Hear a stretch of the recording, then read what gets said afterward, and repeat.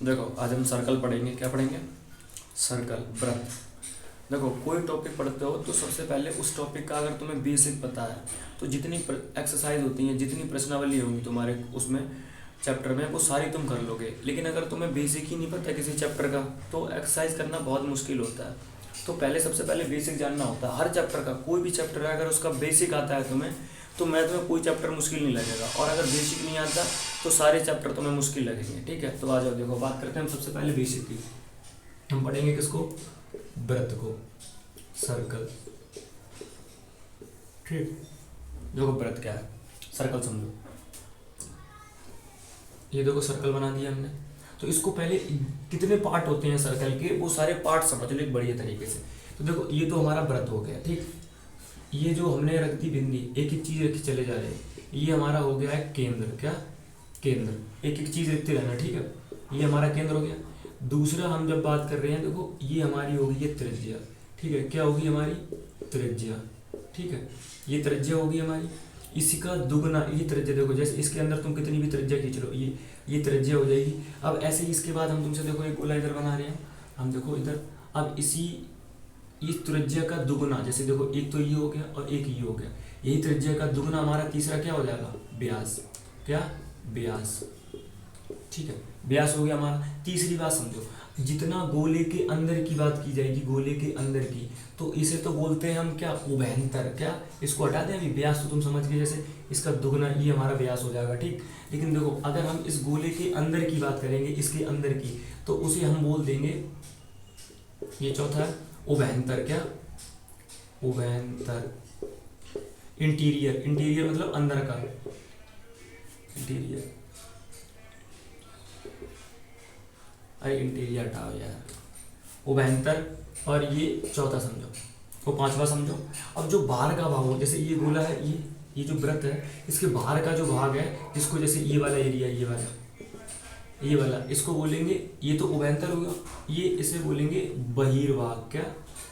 बहिर्भाग मतलब बाहर वाला भाग। लेकिन ये वाली जो होती है, ये वाली जो रेखा देख रहे हो तुम, ये वाली, ये हम कर रेखा बता रहे, ये वाला ये तुम देख रहे हो, ये जो लाइन, ये गोला वजह से लाइन बनाई है, इसे तुम क्या बोल दोगे? परिधि। क्या बोलोगे?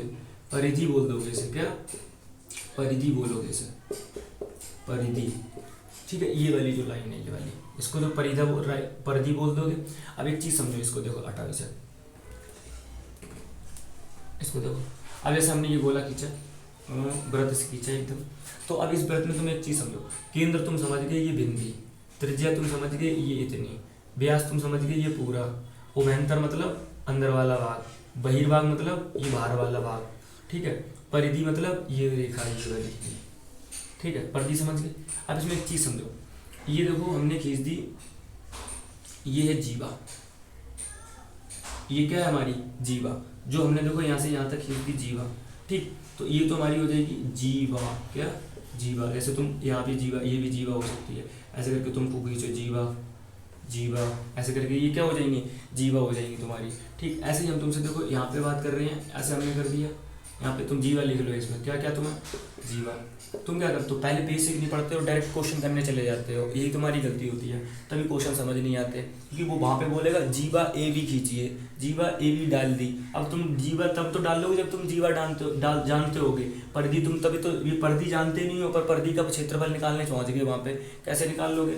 वैसे चीज़ समझो। अब देखो ये हमने क्या करा, ये एक लाइन खींच दी बीच से, तो अब ये क्या हो, देखो इसको ना, ये आधा है ऊपर वाला, इसको बोल देंगे अर्धवृत्त। क्या? अर्धवृत्त। और ये भी आधा है तो इसको भी क्या बोलोगे? अर्धवृत्त मतलब आधा वृत्त। अर्धवृत्त का मतलब क्या है? आधा वृत्त। अब ऐसी एक चीज समझो, इतनी चीजें क्लियर हो गई हमारी, केंद्र, त्रिज्या, व्यास, उभयंतर, बहिर्भाग, परिधि, जीवा, वृत्त और अर्धवृत्त। अब इधर आ जाओ तुम थोड़ा। देखो हमने यहाँ पे चाप लगा दिया। क्या लगा दिया? ये देखो चाप, ये यहाँ से लेके यहाँ तक का एक चाप लगाया, तो ये वाला देखो, एक ये चाप हो जाएगा, इतना बड़ा एक ये चाप हो जाएगा, और एक ये वाला चाप हो जाएगा। तो ये वाला तो तुम्हारा होगा लघु चाप। कौन सा? ये छोटा है तो ये हो जाएगा लघु चाप। ठीक है, और अगर ये वाला जो है ये बड़ा है तो ये हो जाएगा दीर्घ चाप। ठीक है, अब इधर देखो, इधर हाँ यहाँ पे नहीं पड़ गई। तो देखो लघुचाप दीर्घचाप समझ गए, व्रत अर्धव्रत हो गया, जीवा। इसके बाद एक चीज़ समझो, ये हम बना रहे हैं बोला, हर एक चीज़ समझो। ये क्या होता है, देखो ये लाइन जो हमने बताई थी तुम्हें अभी, इसकी आधी देखो, जैसे ये हटा दो एग्जाम्पल, ये हमने तुम्हें बताई थी ना, ये त्रिज्या थी हमारी, ये त्रिज्या थी, एक लाइन की त्रिज्या, तो ये भी तो त्रिज्या है। ये त्रिज्या का खंड बन गया, खंड का मतलब एक बॉक्स सा बन गया त्रिज्या। इसे क्या बोल दोगे तुम, ये वाले को, ये को बोलोगे त्रिज्य खंड। क्या, त्रिज्य खंड। अरे वहाँ तो आ ही नहीं रहा होगा ना, इधर लिख लो। जैसे ये वाला जो बॉक्स बन गया ना, ये वाला, इस बॉक्स को तुम क्या बोल दोगे, त्रिज्य खंड।